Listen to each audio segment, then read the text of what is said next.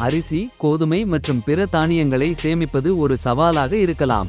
பல குடும்பங்கள் போரி பவுடர் அல்லது பிஎச்சி போன்ற இரசாயன பாதுகாப்புகளுக்கு திரும்புகின்றன. ஆனால் இவை உங்கள் ஆரோக்கியத்திற்கு ஆபத்தானவை.